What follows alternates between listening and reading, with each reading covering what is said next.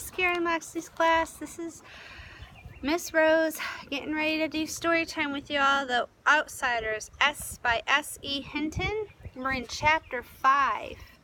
I decided to go to kind of like a park place because Sodapop and Johnny are in the country and they're hiding out from the police because of what Johnny did, even though what Johnny did I think was, in self-defense, and he should have went to the police after it happened and let them know, but I'm not sure.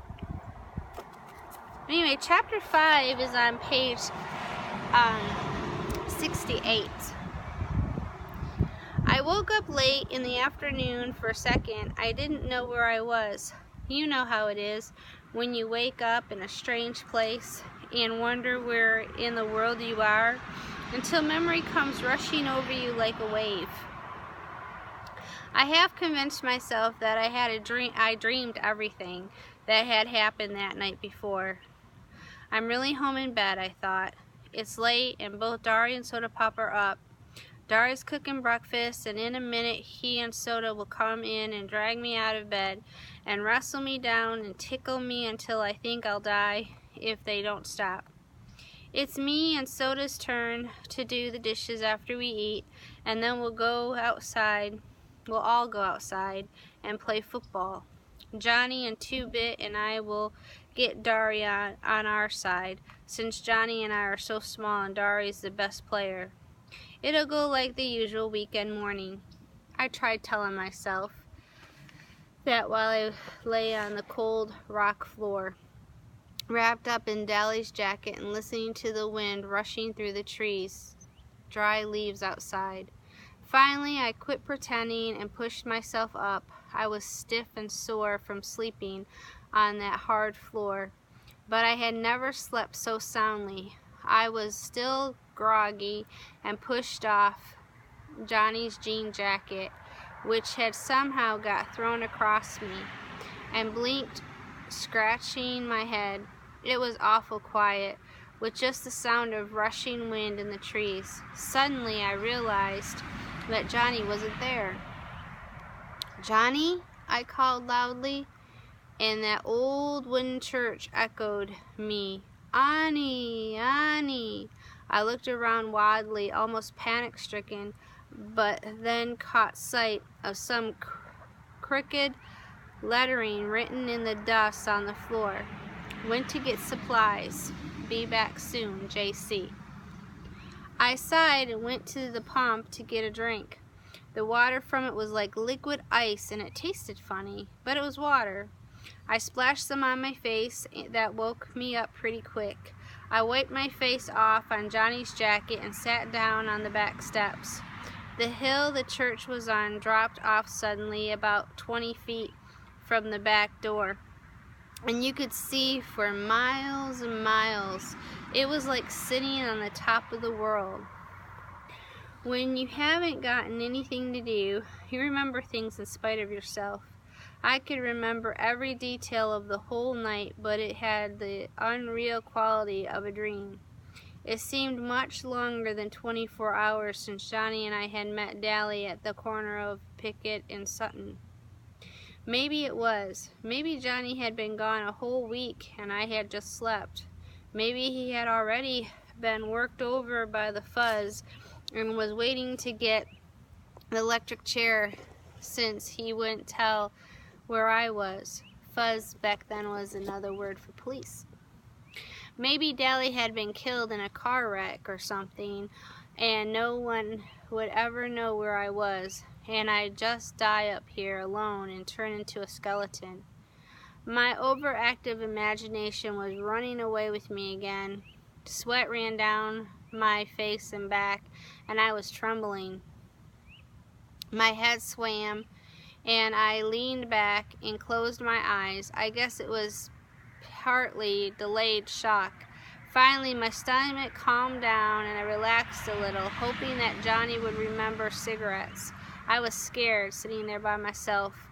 I heard someone coming up through the dead leaves towards the back of the church, and I ducked inside the door.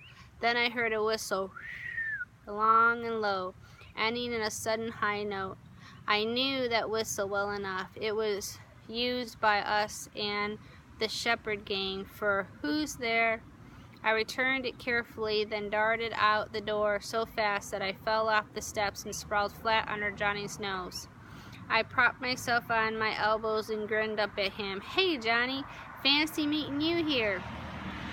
He looked down at me over a big pancake. "I swear, pony boy, you're getting to act more like Two-Bit every day." I tried unsuccessfully to cock an eyebrow. "Who's acting?" I rolled over and sprang up, happy that someone was there. "What'd you get?" "Come inside. Daddy told us to stay inside." We went in. Johnny dusted off a table with his jacket and started taking things out of the sack and lining them up neatly. "A week's supply of bologna, 2 loaves of bread, a box of matches," Johnny went on.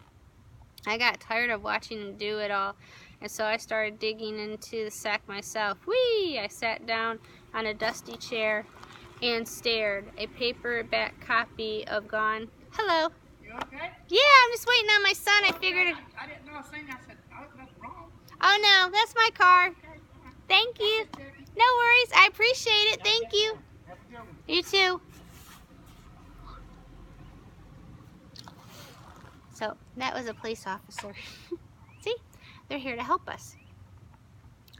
Okay, where did we go? Oh, whee! I sat down on a dusty chair and stared. A paperback copy of Gone with the Wind. "How do you know I was always wanted one?" Johnny reddened. "I remember you saying something about it, and me and you went to see that movie, remember?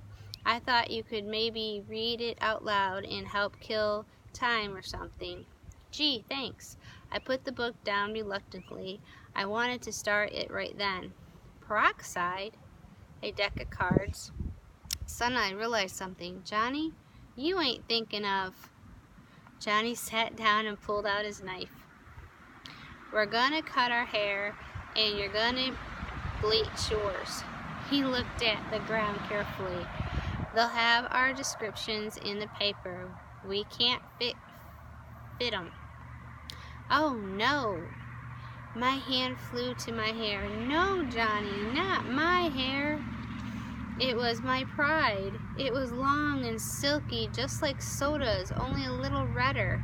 Our hair was tough. We didn't have to use much grease on it. Our hair labeled us greasers, too. It was our trademark. The one thing we were proud of. Maybe we couldn't have Corvairs or Madras shirts, but we could have hair. We'd have it anyway if we got caught.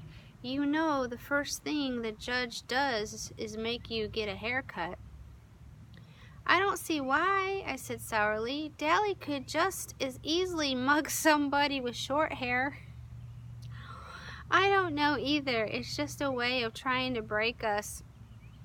They can't really do anything to guys like Curly Shepherd or Tim. They've had about everything done to them, and they can't take anything away from them because they don't have anything in the first place. So they cut their hair." I looked at Johnny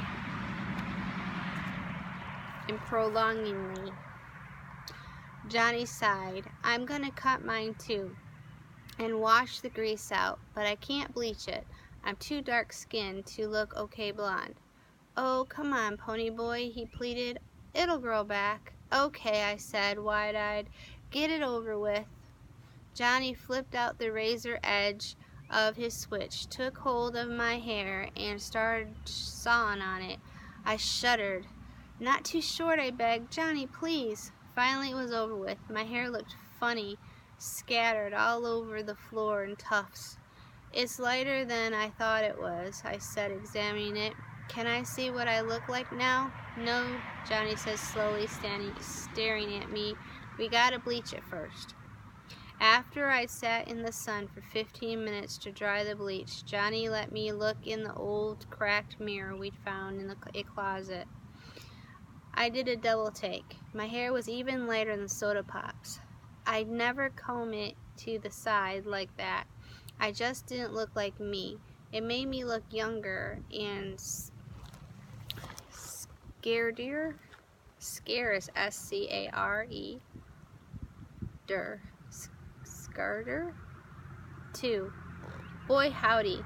I thought this really makes me look tough. I look like a blasted pansy. I was miserable. Johnny handed me a knife. He looked scared too. Cut the front and thin out the rest. I'll comb it back after I wash it. Johnny, I said tiredly, you can't wash your hair in that freezing water in this weather. You'll get a cold. He only shrugged. Go ahead and cut it. I did the best I could. He went ahead and washed it anyway, using the bar soap he bought. I was glad I had to run away with him instead of with Two-Bit or Steve or Dally. That would be one thing they'd never think of soap. I gave him Dally's jacket to wrap up in, and he sat shivering in the sunlight on the back steps, leaning against the door, combing his hair back. It was the first time I could see that he had eyebrows. He didn't look like Johnny. His forehead was whiter where his bangs had been. It would have been funny if we hadn't been so scared. He was still shivering with cold, I guess. He said weakly, I guess we're disguised. I leaned back next to him sullenly. I guess so. Oh, shoot, Johnny said with fake cheerfulness. It's just hair. Shoot nothing, I snapped. It took me a long time to get that hair just the way I wanted it, and besides, this just ain't us. It's like being in a Halloween costume we can't get out of. Well, we got to get used to it, Johnny said with finality. We're in big trouble, and it's our looks or us. I started eating a candy bar. I'm still tired, I said. To my surprise, the ground blurred and I felt tears running down my cheeks. I brushed them off hurriedly. Johnny looked as miserable as I felt. I'm sorry I cut your hair off, pony boy. Oh, it ain't that, I said between bites of chocolate. I mean, not all of it. I'm just a little spooky. I really don't know what's the matter. I'm just mixed up. I know, Johnny said through chattering teeth as we went inside. Things have been happening so fast. I put my arm across his shoulder to warm him up.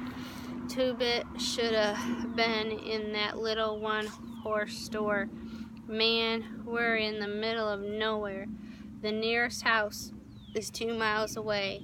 Things were laying out wide open, just waiting for somebody to slick like Two-Bit to come and pick 'em up. He could have walked out with half the store. He leaned back beside me and I could feel him trembling. Good old Two-Bit, he said in a quivering voice. He must have been as homesick as I was. Remember how he was wisecracking last night? I said. Last night? Just last night we were walking Cherry and Marcia over to Two-Bit's. Just last night we were laying in the lot looking up at the stars and dreaming. Stop it, Johnny gasped from between clenched teeth. Shut up about last night. I killed a kid last night. He couldn't have been over 17 or 18 and I killed him. How do you like to live with that? He was crying. I held him like Soda had held him the day we found him lying in the lot. I didn't mean to, he finally blurted out, but they were drowning you, and I was so scared. He was quite quiet for a minute. There sure is a lot of blood in people. He got up suddenly and began pacing back and forth, slapping his pockets. What we gonna do? I was crying by then. It was getting dark, and I was cold and lonesome. I closed my eyes and leaned my head back, but the tears came anyway. This is my fault, Johnny said in a miserable voice. He had stopped crying when I started. For bringing a little 13-year-old kid along. You ought to go home. You can't get into any trouble. You didn't kill him. No, I screamed at him. I'm 14. I've been 14 for a month, and I'm in it as much as you are. I'll stop crying in a minute. I can't help it. He slumped down beside me. I didn't mean it like that, Pony Boy. Don't cry, Pony. We'll be okay. Don't cry. I leaned against him and bawled until I went to sleep. I woke up late that night. Johnny was resting against the wall, and I was asleep on his shoulder. Johnny, I yawned. You awake? I was warm and sleepy. Yeah, he said quietly. We ain't gonna cry no more, are we? Nope, we're all cried out now. We're getting used to the idea. We're going to be okay now. That's what I thought, I said drowsily.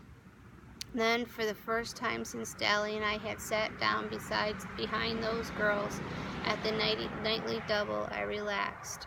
We could take whatever was coming now. The next 4 or 5 days were the longest days I've ever spent in my life. We killed time by reading Gone with the Wind and playing poker. Johnny sure did like that book, although he didn't know anything about the Civil War and even less about plantations, and I had to explain a lot of it to him. It amazed me how Johnny could get more meaning out of some of the stuff in there than I could. I was supposed to be the deep one. Johnny had failed a year in school and never made good grades. He couldn't grasp anything that was shoved at him too fast, and I guess his teachers thought he was just plain dumb. But he wasn't. He was just a little slow to get things, and he liked to explore things once he did get them. He was especially stuck on the Southern gentlemen, impressed by their manners and charm. I bet they were cool old guys, he said, his eyes glowing, after I had read the part about them riding into sure death because they were gallant. They remind me of Dally. Dally, I said, startled. Shoot, he ain't got any more manners than I do. And you saw how he treated those girls the other night. Soda's more like them Southern boys. Yeah, and manners bit, and the charm, too, I guess, Johnny said slowly. But one night I saw Dally getting picked up by the fuzz, and he kept real cool and calm the whole time. They was getting him for breaking out the windows in the school building, and it was Two-Bit who did that, and Dally knew it, but he just took the sentence without batting an eye or even denying it. That's gallant. That was the first time I realized the extent of Johnny's hero worship for Dally Winston. Of all of us, Dally was the one I liked least. He didn't have Soda's understanding, or Dash, or Two-Bit's humor, or even Dari's Superman qualities. But I realized that these three appealed to me because they were like the heroes in the novels I read. Dally was real. I liked my books in clouds and sunsets. Dally was so real, he scared me. Johnny and I never went to the front of the church. You could see the front from the road, and sometimes farm kids rode their horses by on their way to the store. So we stayed in the very back, usually sitting on the steps and looking across the valley. We could see for miles, see the ribbon of highway and the small dots that were houses and cars. We couldn't watch the sunset since the back faced east, but I loved to look at the colors of the fields and the soft shadings of the horizons. One morning I woke up earlier than usual. Johnny and I slept huddled together for warmth. Dally had been right when he said it would get cold where we were going. Being careful not to wake up Johnny, I went to sit on the steps and smoke a cigarette. The dawn was coming in. All the lower valleys was covered with mist, and sometimes little pieces of it broke off and floated away in small clouds. The sky was lighter in the east, and the horizon was a thin golden line. The clouds changed from gray to pink, and the mist was touched with gold. There was a silent moment when everything held its breath, and then the sun rose. It was beautiful. Golly, Jolly's voice beside me made me jump. That sure was pretty. Yeah, I sighed, wishing I had some paint to do a picture with while the sight was still fresh in my mind. The mist was what was pretty, Johnny said. All gold and silver. I said, trying to blow a smoke ring. Too bad it couldn't stay like that all the time. Nothing gold can stay. I was remembering a poem I read once. What? Nature's first green is gold, her hardest hue to hold. Her early leaf's a flower, but only so an hour. Then leaf subsides to leaf, so Eden sank to grief. So dawn goes down to day, nothing gold can stay. Johnny was staring at me. Where'd you learn that? That was what I meant. Robert Frost wrote it. He meant more to it than I'm getting, though. I was trying to find the meaning the poet had in mind, but it eluded me. I always remembered it because I never quite got what he meant by it. You know, Johnny said slowly, I never noticed colors and clouds and stuff until you kept reminding me about them. It seems like they were never there before. He thought for a minute. Your family sure is funny. And what happens to be so funny about it? I asked stiffly. Johnny looked at me quickly. I didn't mean nothing. I meant, well, Soda kind of looks like your mother, but he acts just exactly like your father. And Dari is a spitting image of your father, but he ain't wild and laughing all the time like he was. He acts like your mother. And you don't act like either one. I know, I said. Well, I said, thinking this over, you ain't like any of the gang, I mean. I could tell Two-Bit or Steve or Dari about the sunrise and clouds and stuff. I couldn't even remember that poem around them. I mean, that just don't dig. Just you and Sodapop, and maybe Cherry Valance. Johnny shrugged. Yeah, he said with a sigh. I guess we're different. Shoot, I said, blowing a perfect smoke ring. Maybe they are. By the 5th day, I was so tired of bologna, I nearly got sick every time I looked at it. We had eaten all our candy bars in the first 2 days. I was dying for a Pepsi. I'm what you might call a Pepsi addict. I drink them like a fiend. And going for 5 days without one was about to kill me. Johnny promised to get some if we ran out of supplies and had to get some more. But that didn't help me right then. I was smoking a lot more there than I usually did, I guess because it was something to do. Although Johnny warned me that I could get sick smoking too so much. We were careful with our cigarettes. If that old church ever caught fire, there'd be no stopping it. On the 5th day, I had read up to Sherman's siege of Atlanta in Gone with the Wind, owed Johnny $150 from poker games, smoked 2 packs of caramels, and as Johnny had predicted, got sick. I hadn't eaten anything all day, and smoking on an empty stomach doesn't make you feel real great. I curled up in a corner to sleep off the smoke. I was just about to sleep when I heard, as is from a great distance, a low, long whistle that went off in a sudden high note. I was too sleepy to pay any attention, although Johnny didn't have any reason to be whistling like that. He was sitting on the back steps trying to read Gone with the Wind. I had almost decided that I had dreamed the outside world and there was nothing real but bologna sandwiches and the Civil War and the old church and the mist in the valley. It seemed to me that I had always lived in the church, or maybe lived during the Civil War and had somehow got transplanted. That shows you what a wild imagination I have. A toe nudged me in the ribs. Glory, said a rough but familiar voice. He looks different with his hair like that. I rolled over and sat up, rubbing the sleep out of my eyes and yawning. Suddenly I blinked. Hey, Dally. Hey, Pony Boy, he grinned down at me. Or should I say Sleeping Beauty? I never thought I'd live to see the day when I would be glad to see Dally Winston. But right then, he meant one thing, contact with the outside world, and it suddenly became real and vital. How's Sodapop? Are the Fuzz after us? Is Dari all right? Do the boys know where we are? What? Hold on, kid, Dally broke in. I can't answer everything at once. You two want to get something to eat first? I skipped breakfast and I'm about starved. You're starved? Johnny was so indignant he nearly squeaked. I remembered the bologna. Is it safe to go out? I asked eagerly. Yep.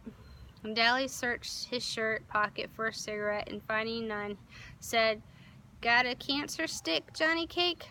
Johnny tossed him a whole package. The fuzz won't be looking for you around here, Dally said, lighting up. They think you've lit out for Texas. I've got Buck's T-Bird parked down the road a little way. Go Shimity, boys. Ain't you been eating anything? Gosh, Shimity. Ain't you been eating anything? Johnny looked startled. Yeah, whatever gave you that idea? We ain't. Dally shook his head.